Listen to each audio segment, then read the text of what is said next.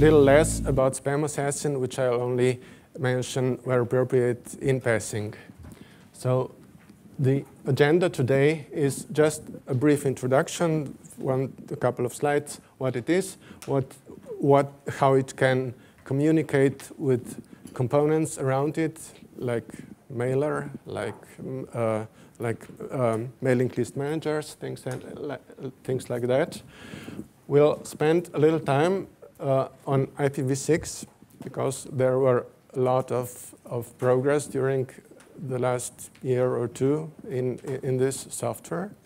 But there is a later presentation by Andreas Schulze, and I hope I will not step into his foot in this topic.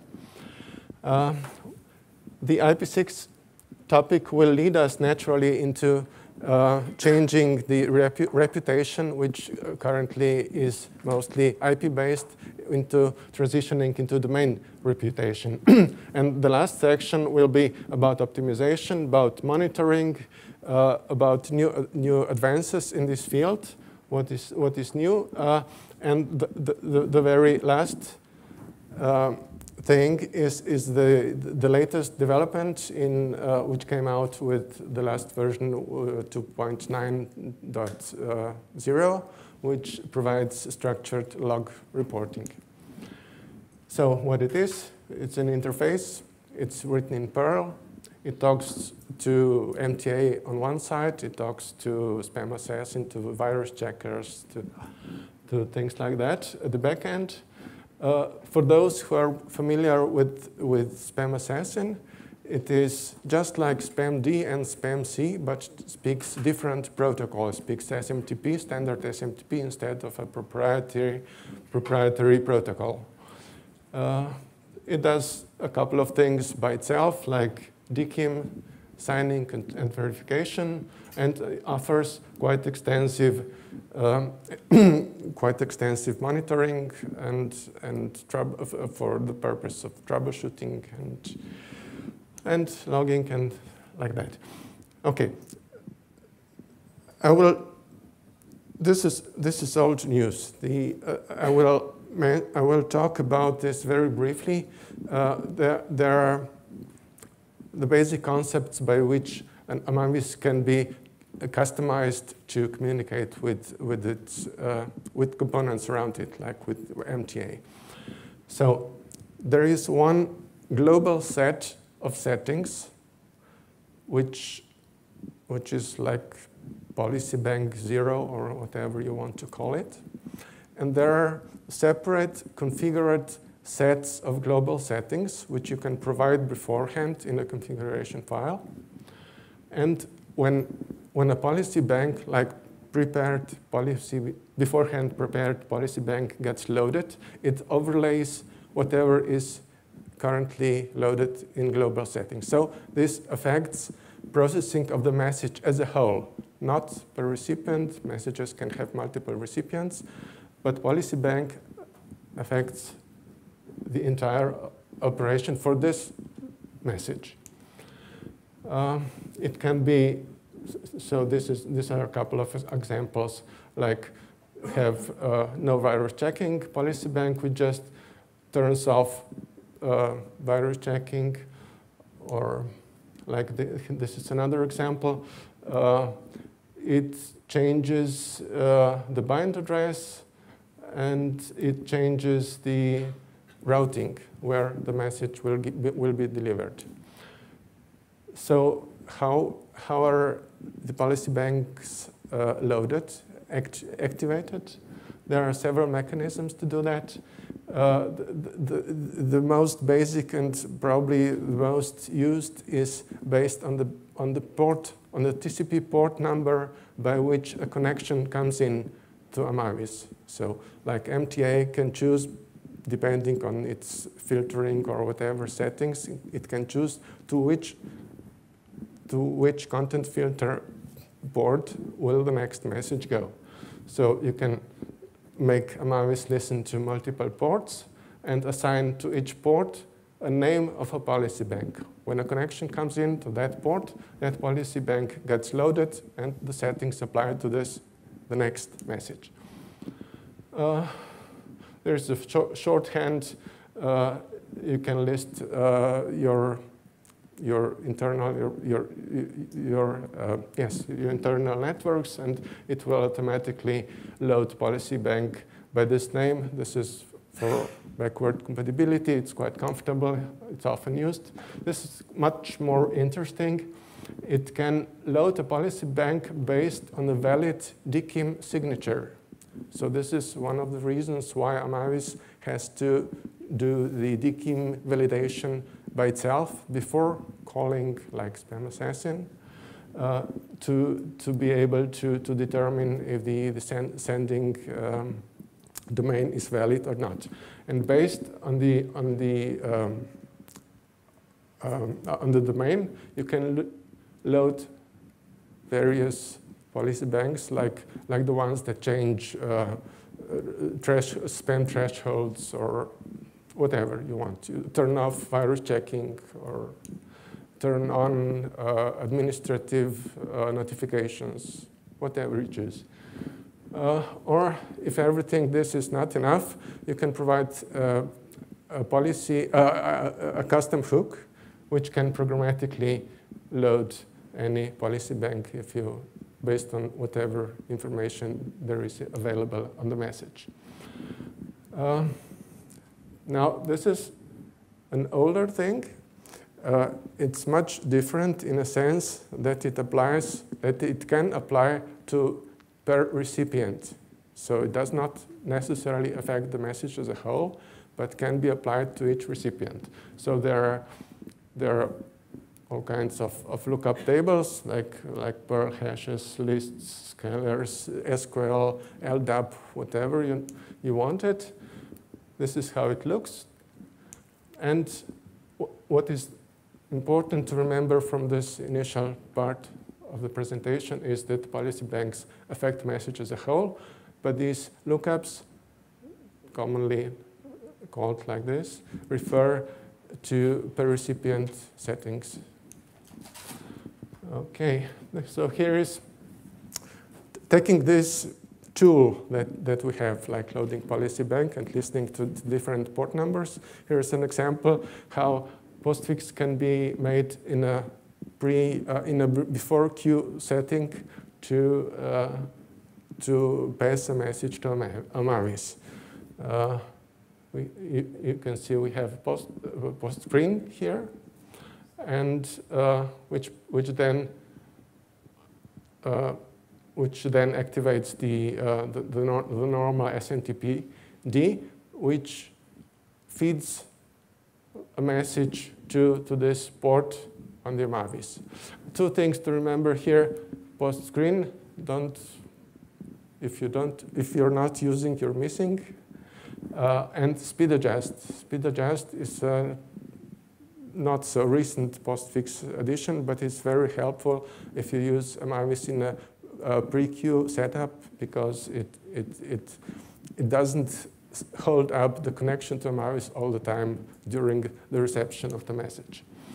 So on the Amavis side, how does this look? It can bind to some interface. It listens to several ports, any number you want. And on this port, which we configured beforehand, it activates policy bank like this one, just given any name. And this one, for example, changes the routing of the message if you want. Not necessary, just a good example how it can be used. So this port number will go back to Postfix, which listens to it and does whatever it wants to do with it. Another example of talking with external components is like mailing list, like mailing list manager Mailman. Just configure Mailman to feed to some specific port number on which Postfix is listening. And in the case of a mailing list manager, it is important to DKIM sign messages after any possible changes by the mailing list. So if you have to use like like footers or change tags in subject, whatever, you must sign after on the output side of the mailing list manager. So in this case, the message which came in already went through Amavis for its normal spam checking, virus checking, whatever, goes to mailing list manager, and then it must go to a signing service. And why not use Amavis if we already have it? So we configure Postfix to listen to this port and send to Amavis on this dedicated port, on which we have a policy bank which just turns off all its checking. Doesn't need to do virus checking, doesn't need to do spam checking, because this has already been done. It means it's very fast, but it can provide the DKIM signing. Okay, that's the end of the part one. So we'll go slowly into optimization and monitoring phase. It is written in Perl, as said, but it uses sound programming approaches. So it's important to deal with large chunks of messages at a time, not, for example, line by line, which is a terrible killer. Avoid copying data if possible. More recent versions keep processing of relatively short messages up to 100 kilobytes, which is, according to our statistics, it's about 90% of all messages fall into this category. This is all in memory, and it passes it as a reference to, as a string reference, not a copy, to SpamAssassin. So this is quite fast. But we do not want to limit Amavis capabilities to some small files. So if message is larger, it is processed on, it is stored and kept on a file, which is a little bit slower, but there is no size limit imposed, implicitly imposed by Amavis. You can set a limit explicit by changing some rules, but by itself it doesn't impose any size limitation on the message. So, okay, this is, of course, people think that Amavis is slow, but forget that they are using SpamAssassin with it, and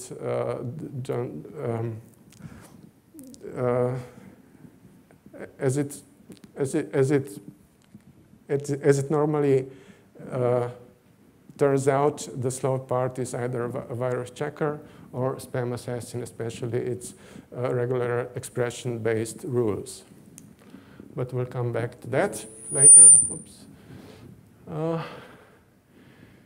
The API, the communication between Amavis process and the backend SpamAssassin library, which is also a Perl set of modules, uses a standard SpamAssassin API, but has a couple of additional extras included for the benefit of SpamAssassin. And here's some list. So the mechanism is it supplies an associative array, like a key value pairs, of additional information passed from Amavis to SpamAssassin. And SpamAssassin may, if it wants to, take advantage of this message. So this is probably the most important thing. As I said, Amavis does DKIM validation by itself. So once this is already done, why would SpamAssassin's DKIM plugin have to do it once again? It doesn't have to, because all this information is passed on, and the SpamAssassin DKIM plugin can take advantage, does realize that this information is already available and makes use of it. Additionally, SMTP envelope data like sender and recipient is passed to SpamAssassin, which is not the usual case when spamc, spamd is involved, because in that case, SpamAssassin has to get all this information from, or derive this information from mail header, which may or may not be there. I mean, this information may or may not be there. Here's one nice thing. SpamAssassin needs to know whether the message is incoming, outgoing, or whether it came from the mail submission agent, like locally submitted authenticated mail. And likewise, Amavis needs to have this same information, so it has a mechanism to set or clear the originating flag, which means if set, it means the message came from our users, either locally or through some authentication mechanism. And this flag is passed automatically, and SpamAssassin treats originating mail as coming from local mail submission agent. In addition, mail size, and this is quite important if using SpamAssassin and Amavis in a pre-queue setup, because there are timing constraints involved. Clients expect that processing will be relatively quick. So Amavis provides takes into account how much time has it already spent, like on virus checking and all DKIM checks, and how much time is it left until the manually configured deadline, like 30 seconds. And this information is passed on to SpamAssassin, which also does understand it and cuts off some operations when time is short. So it's reasonably, it's not strictly enforced, but it is reasonably so that it is quite acceptable to do this in pre-queue setup. Okay. Now, I said SpamAssassin can be slow, especially because of regular expression-based rules. But some might say that the tests like DNS checks, DKIM checks, SPF, Razor, Pizer, that these are the slowest parts, which is true if you take a look at the elapsed time. But keep in mind that we are not processing a single message at a time, that we can have a lot of parallel processes, each dealing with a separate message. So usually we are not interested in latency in processing a single message, but in a total mail throughput. So any time spent waiting for DNS replies, for Razor, Pizer replies, means the CPU is idle and is available to process other mail. So this is not wasted time. So if you see in a timing clock, for example, like it takes 2 or 5 or maybe 20 seconds for some operation, don't be alarmed, don't panic. This means elapsed time. It does not, it may mean, but it usually does not mean CPU time. And as this is quite CPU intensive operation, it is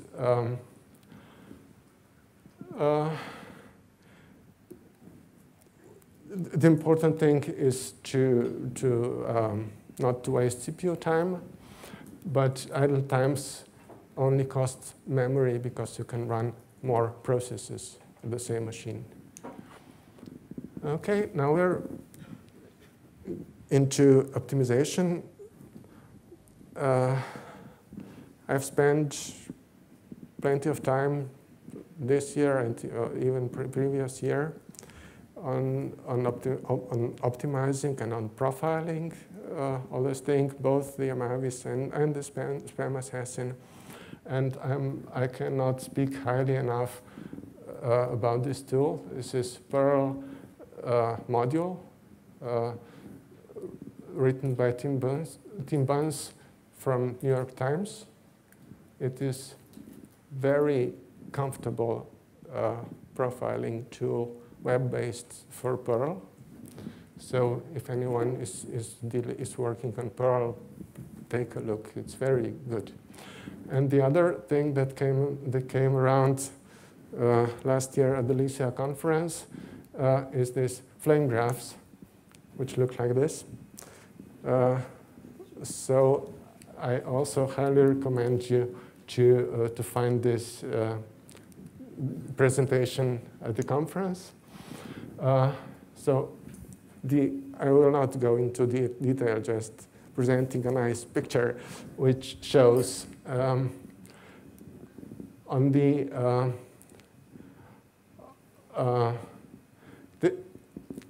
each vertical column is a stack trace.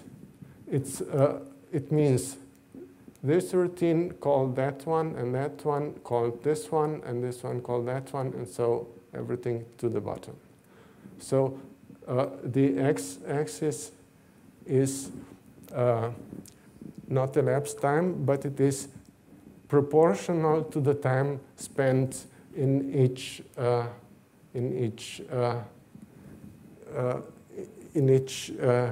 stack trace.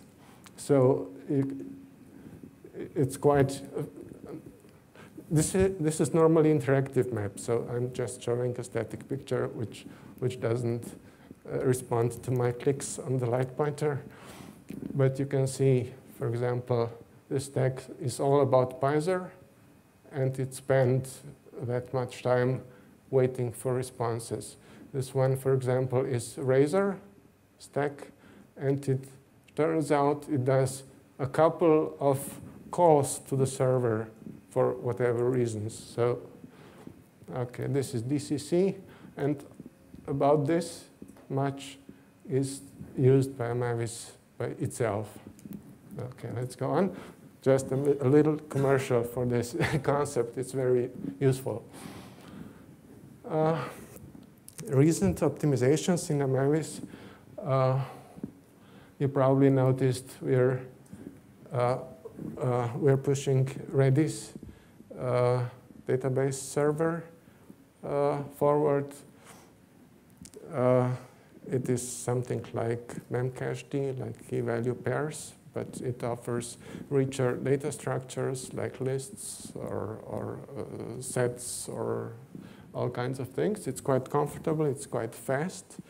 There is some controversy about its scaling, about its clustering, but we are not interested in that because all things usually can run on a single server, so this is not an issue for us, for our purpose. Of course, as it is a memory-based server, it can be quite faster than going through the full SQL. And we're using it for these services right now. PenPass, I'll mention it later. It's an old service, but the new about it is that it can run with Redis now. Bias is a SpamAssassin plugin, which also can now work with Redis. Log queuing will go into that later. Also goes through a queue in Redis so that it decouples log processing from the actual mail processing. It doesn't have to wait one for the other. And the IP address reputation, which I'll also talk about later. Speaking about optimization,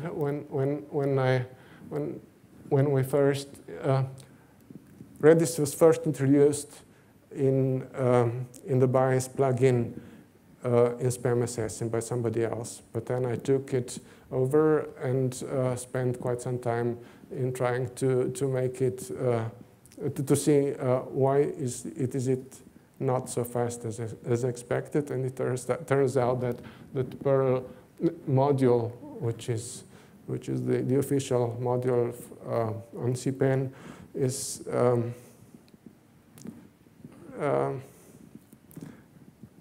I would say it has bugs.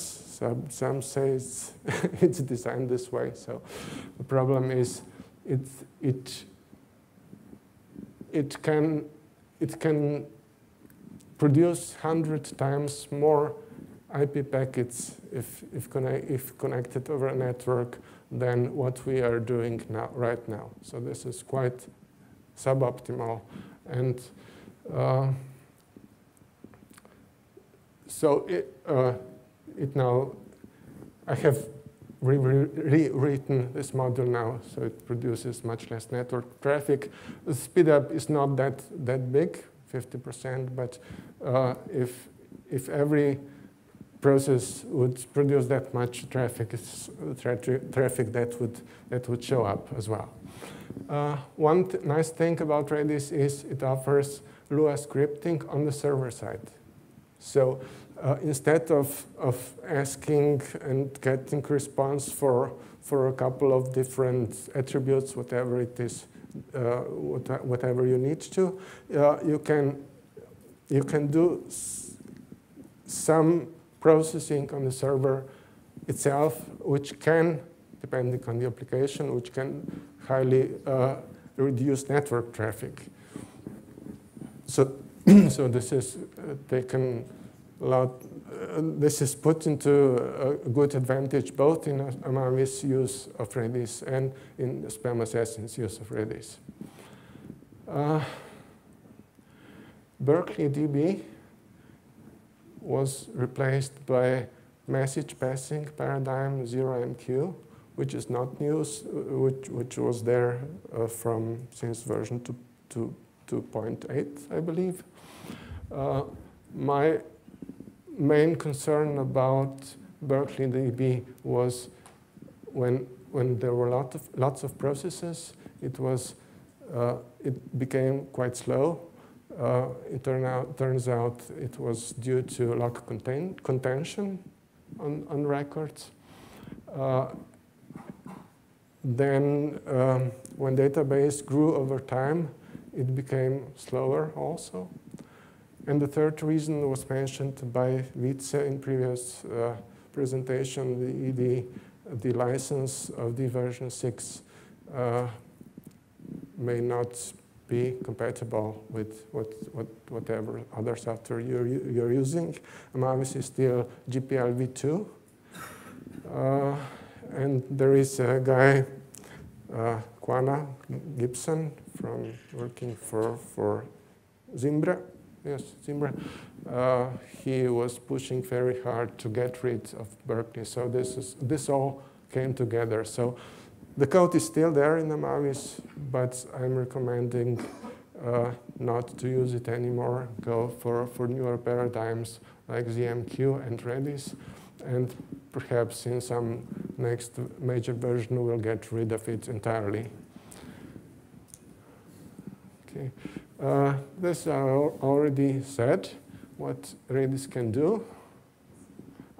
This is quite nice feature, very useful. It offers automatic key expiration when you create a key, or later you can assign it an expiration time, or you can later modify it. So this means no external bookkeeping is necessary, like purging old records from SQL database, like we had to deal in the past. It is in memory. It offers optional persistence, like taking snapshots every now and then to disk. So if you restart a machine, it will not start from scratch. It will start from a couple of minutes old record, which is just fine for our purposes because we are not storing essential data into it, but we're mostly using it for either for better performance or for better quality of rules or for caching. So it doesn't matter if you lose a couple of minutes of data if disaster strikes. Okay, ZeroMQ. Instead of having a database with every process accessing records through locking, we are using message passing. It's very fast. Doesn't need any broker like some other message passing implementation. And we are using it for monitoring and statistics gathering. So instead of what was in Berkeley DB. It's there for a couple of versions now. Amavis supports version 2 and 3, which are not compatible, and also supports version 4, which is compatible with 3. So there was no change needed. So all three of the last versions are supported. And ZeroMQ supports IPv6, but it's a bit clumsy because you have to declare in advance which protocol family are you using before knowing what kind of host address you're given. So a bit clumsy, but it does work. Okay, speaking of IPv6, I'll spend a couple of slides there and leave the rest to Andreas. Why bother? It's here to stay. There is no doubt about it. So if it's there, it needs to be supported. And it's been there for 10 years in practical use. So it's high time to gather experience. For developers, it's already too late if you haven't started.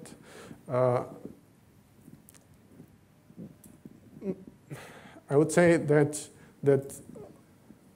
practically all essential components like MTAs, like web servers and things like that, databases, do support it for a long time.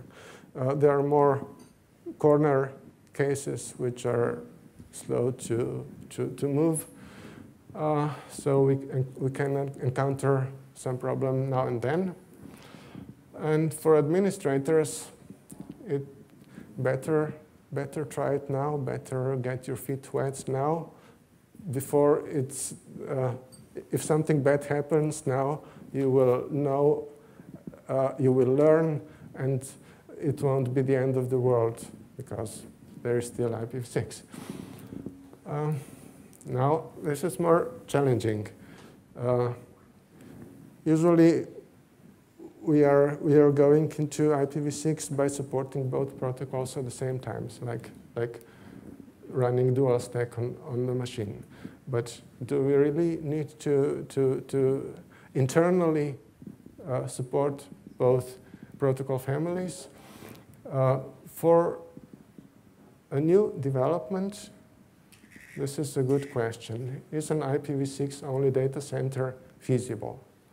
You may be familiar with, is it Deutsche Telekom doing a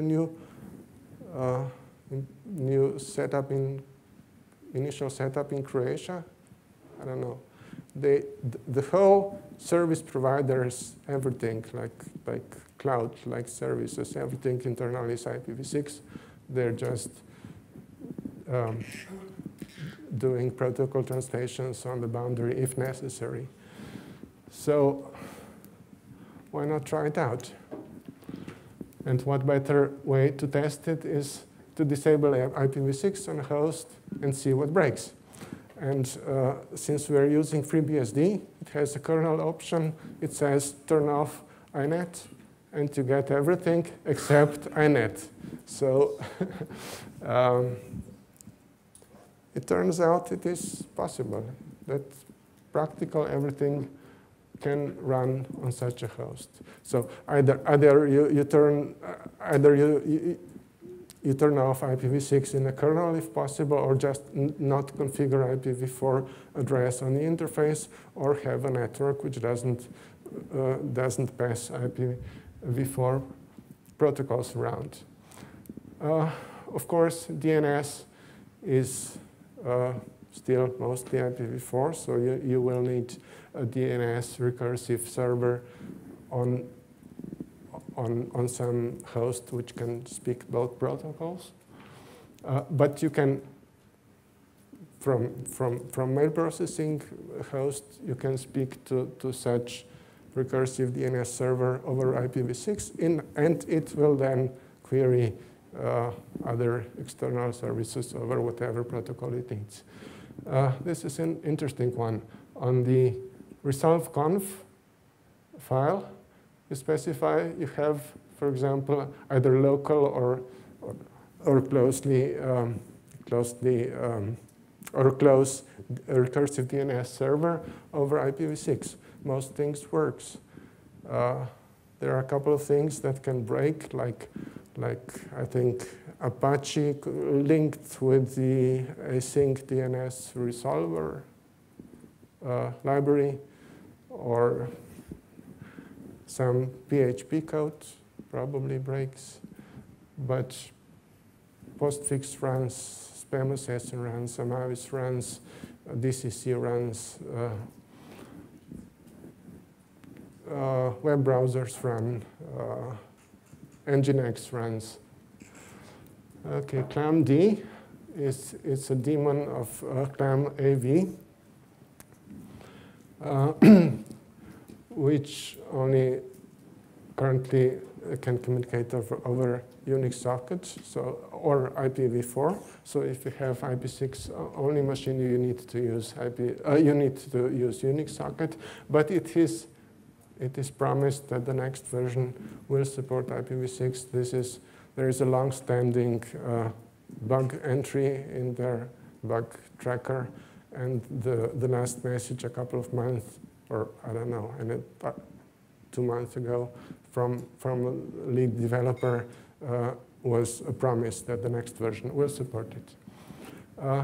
Interestingly, FreshClam, which is just a tool that comes along with this virus checker, already does support IPv6. So you can load rule updates or signature updates on viruses over IPv6 already now, but you have to manually configure a different set of mirrors, because the default set of mirrors only specifies IPv4 ones for whatever, for a reason unknown to me.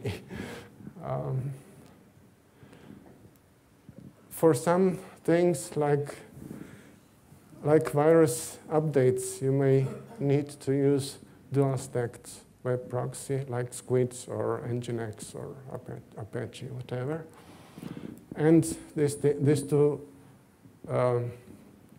SpamAssassin plugins do not work. Razor is broken in many ways. Piezer doesn't have the infrastructure, the services available over this protocol. So what I'm saying, that everything within a machine works just fine. You don't have to specify this for a loopback interface. You just say ... It's much less to type.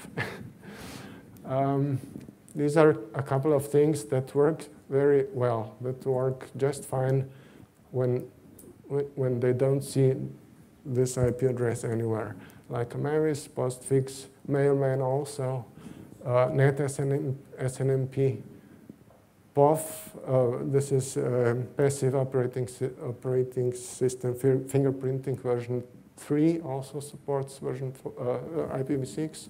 DNS resolver, no problems there. ZeroMQ, a bit clumsy, but does work. Redis from version 2.8 does support both protocol families, SQL, LDAP. ElasticSearch we'll mention later on. It also works over 6. So yes, it's very well. initial support for address forms, which are quite different, started in 2004. The problem there was that the communication between MTA and Amavis uses a cpan module net server, which didn't support IPv6 until version 2, which came 2 years ago. So we are sound and fine now. And on the output side also works just as fine. Some details popped up over time, nothing major, but they're being addressed. Okay. So what about the same thing in SpamAssassin? Not so very good as an Amavis, but pretty good. SpamC and SpamD have been enabled with the last version, which came in February, I believe. These two work over IPv6 as well. Updating and all the infrastructure for updating rules is available over both protocol families. This is a underlying Perl module which works very well with either protocol family, and it is actively being developed. So it is highly recommended, and I believe that every newer Perl application should prefer this module for any network operation, because it transparently deals with both protocol families. I already said that I had to replace Redis client module, which was very slow, but not only slow, it didn't support IPv6, so it came out as tiny Redis. It is much smaller, but it's quite faster. And the same code is used both in SpamAssassin and in Amavis, but it is in memory in 2 copies. I mean, each one has its own copy, but it's not a big issue because it's very small code. Relay country, that's a plugin from SpamAssassin, needs sufficiently fresh version of Perl module, and it does support geolocation for both protocol families. And this also works just fine. I'll mention this one later. In Perl, it is quite decent in the recent version. Old socket 6 was replaced by socket module. Old INET 6 was replaced by more general IP module. These modules are quite commonly used, and they just deal very well. Okay, this I already said. This one is a troublemaker. It's a web client written in Perl. It just stopped being developed, and we had to provide an entirely new approach for updating SpamAssassin rules in SA update program, which now does not prefer this module. So far, I was talking about internally how it all looks on IPv6. Externally, I will leave most of these to Andreas, probably. Things is very well supported. If you stay IPv6 internally, you may use NAT64 or some proxy. Depends to be. Okay. Okay. Now, this leads us into reputation. Gmail states December last year that more than 90% of non-spam mail comes from authenticated senders.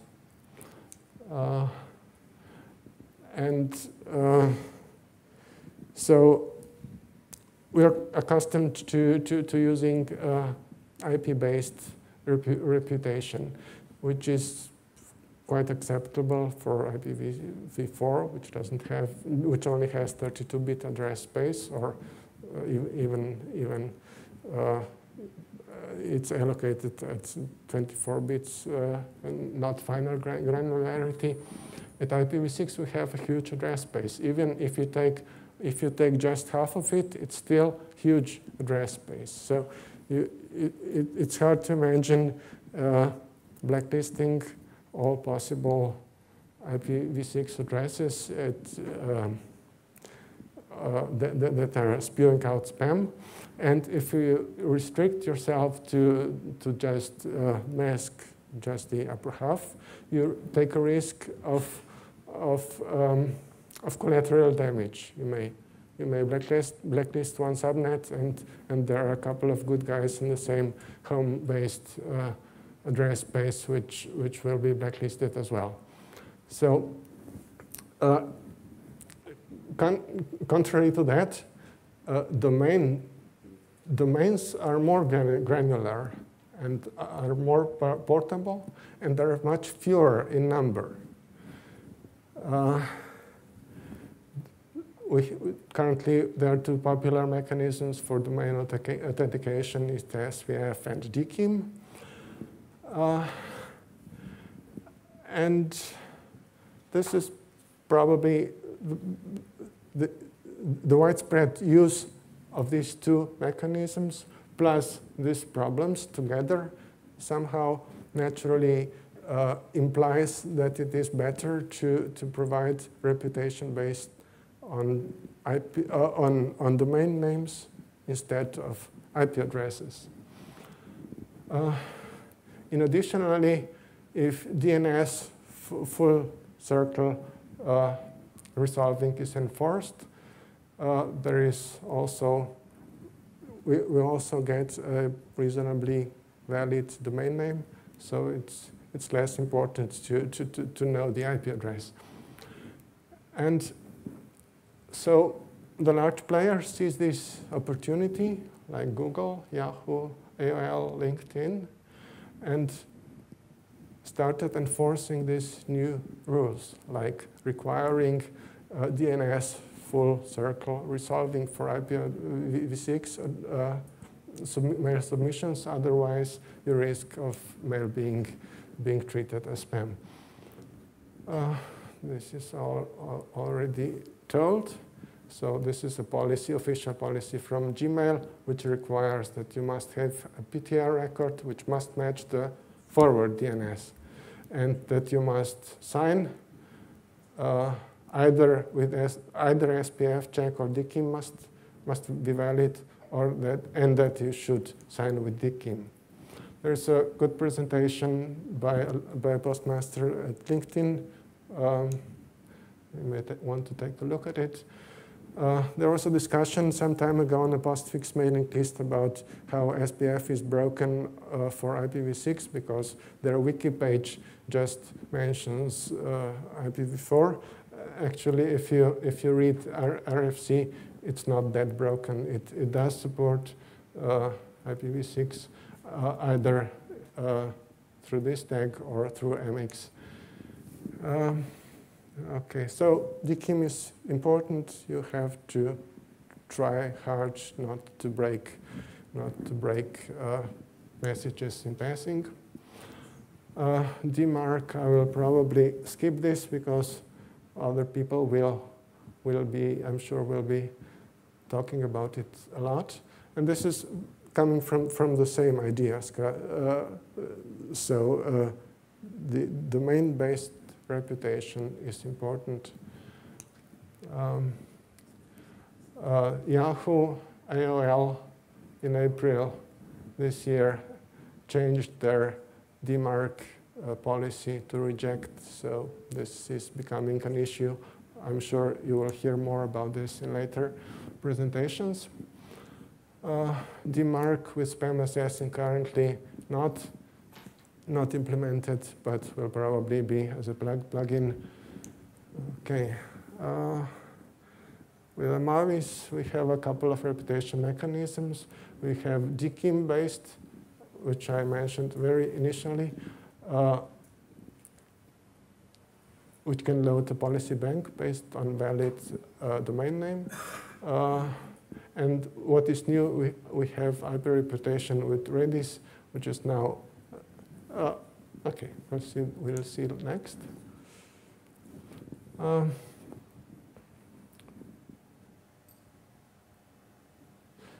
Okay, just briefly, IP address reputation, which is new in 2.9. What it does, for every message it receives, it collects all IP addresses from the received trace in the mail header and feeds this information to Redis database. And on the end of the content checking, when it knows whether it is clean or a spam message, it adds a count to each of these addresses. So when the next message comes in, you collect all these IP addresses and see what counts they have accumulated so far, and based on that, assign some score. Okay, PenPass is another form of reputation, but it works quite differently. It remembers that some internal user sends a mail message to somebody else, to somebody outside, and when a reply comes in from the inside, PenPass checks its database and tries to find a matching pair. Is this a reply to some of our previous outgoing messages, either to this same sender, or does it refer to the same message ID through refs or in reply to in mail header? Okay. I'll skip this. This is just how it looks in the log, introducing two new fields. Now monitoring. Mentioned that we are now using ZeroMQ for message passing the information about statistics, counts, gauges. This is, we used to have a program called Amavis Nanny, which showed the quick status of each Amavis process, what it is doing. This is now new utility which performs practically the same function, but it gets its data over message passing. This is how it looks previously. So there are Amavis processes, child processes, feed the information about statistic counters to this Berkeley DB, and feeds their status information to this database, and then programs pull from that and can produce nice graphs. This is a new situation. This is how it is done now. Still have child processes which feed to this service. This process has one socket on which it receives messages and one socket which provides information to anybody interested. So child processes feed their counters and status information to this message forwarder, which sends it, which forwards it to anybody interested. And those who are interested are, for example, the Amavis status, like Nanny, which gives brief terminal display of status, to SNMP responder, which keeps in-memory state of each SNMP counter and provides it to the net SNMP. And there is a child process minder which takes care of status of child processes, and if something bad happens, it can report it. So you get nice diagrams, which is my old slides. Okay, timing reports. Okay, now time is short, so we'll go to this new thing, logging. This is how it used to be, how it still is. Amavis provides logging over a syslog. The log template is highly configurable. You can have, it's called macros, add any information you want to your log. But the result is terrible. The result is it's nightmare to parse because it's huge.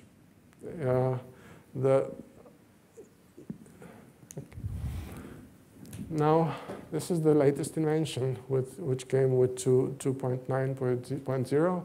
It provides structured event log in a form of a JSON encoding. And we'll just go briefly over that. Just general information like timestamps, like which host submitted this information, like log ID, which correlates with traditional syslog and also correlates with like Postfix logs. Mail ID, which is reasonably unique. Message ID, which also correlates with quarantine and MTA log. Now there is information about who submitted the message, like its port number, like its IP address. Like IP trace are IP addresses taken from mail header, like operating system fingerprint if you have POF running. It says whether it's originating or not from internal users, which policy banks are loaded, what size it is, the message digest, SNMP envelope addresses. Like in this case, you have one sender and two recipients.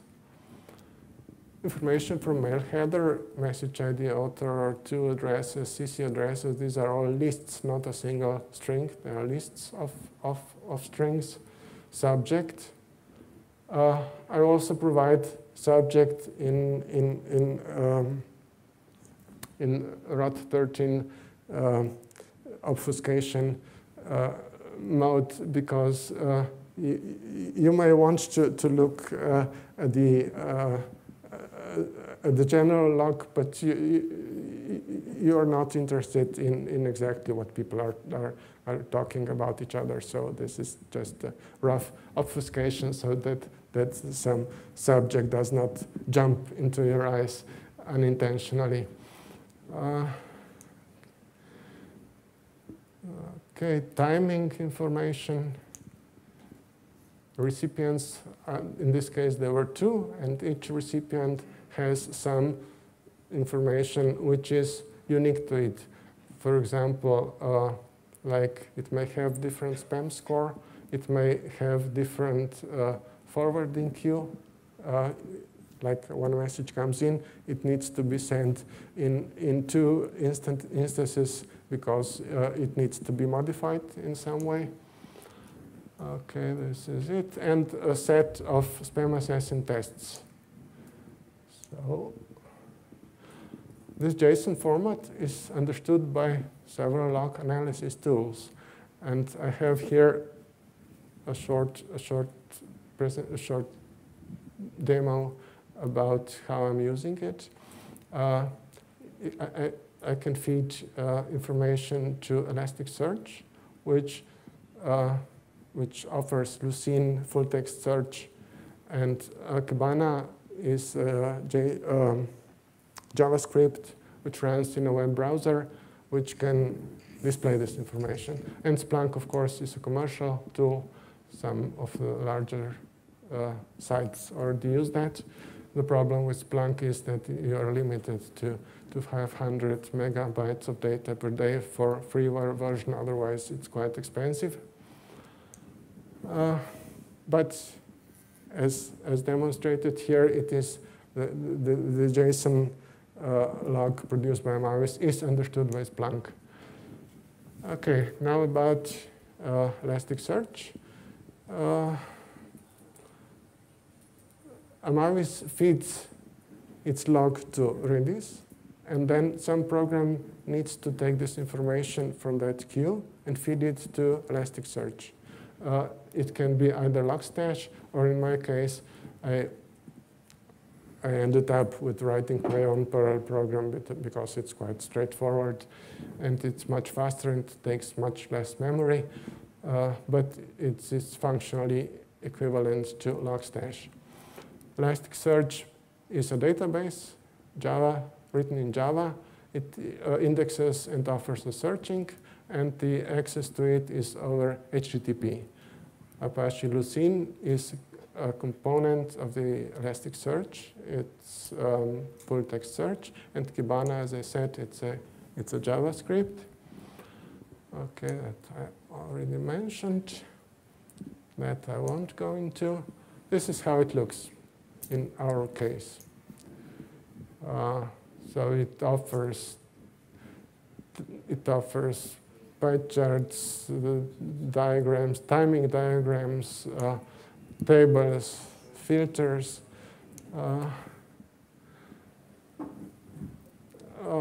Now to conclude everything, SpamAssassin is now at 3.4.0 finally. It took a long time to be released. I mentioned some of its new features in passing.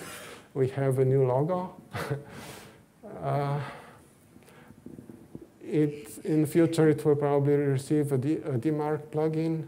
And there is a guy from Czechoslovakia, Ivo Truxa, which is offering his plugin, which is much more sophisticated and much more useful than existing AWL.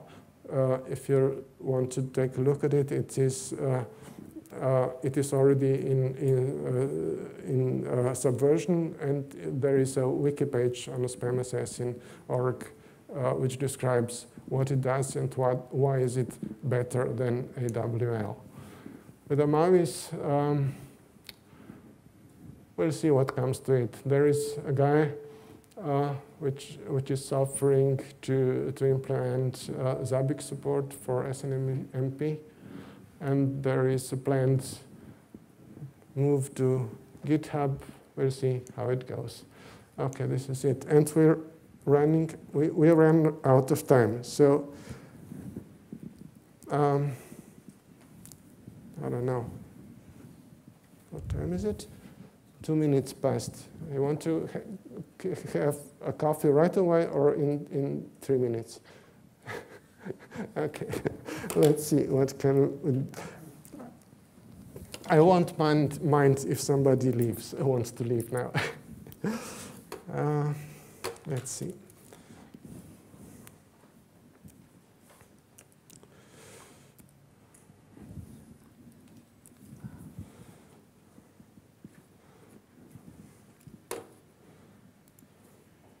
Now, I have on this laptop, which is a small machine, 4 gigabytes of memory. I'm running a virtual box, which runs FreeBSD, which only has 1.5 gigabytes of memory. It runs Elasticsearch, and it is loaded with 2 days worth of our real data from last week. So I'll start, and it offers this as a service through Nginx as a web proxy. Now I'm starting locally a web browser. Please excuse me because I'm using Internet Explorer, because it is the web browser with the smallest memory footprint around. Okay, it connected to. Can you see? It connected to this local address, which is on a virtual machine. It offers a default Kibana splash screen. If you click, for example, their default screen,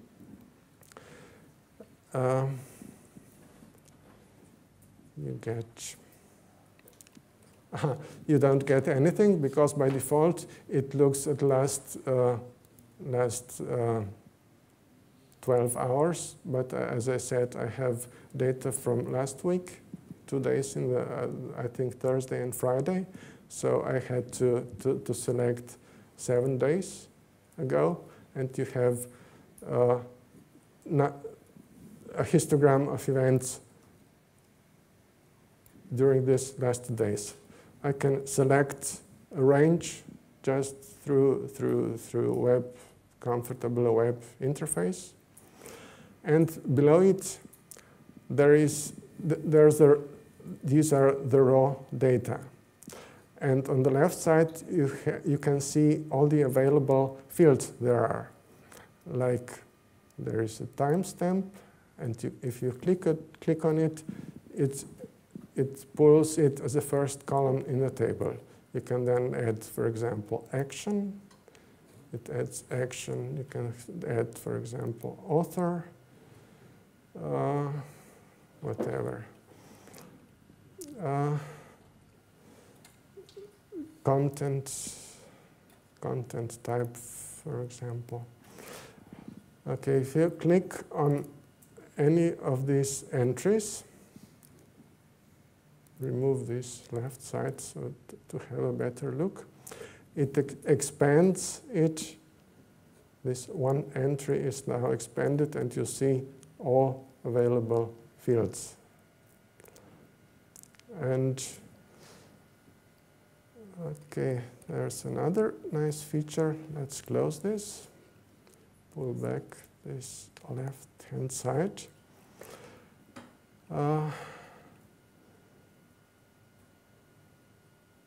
Okay, for example, if I click on the name of the field, not on the check beside it, it gets a quick overview of the counts. Okay, I didn't take a good example.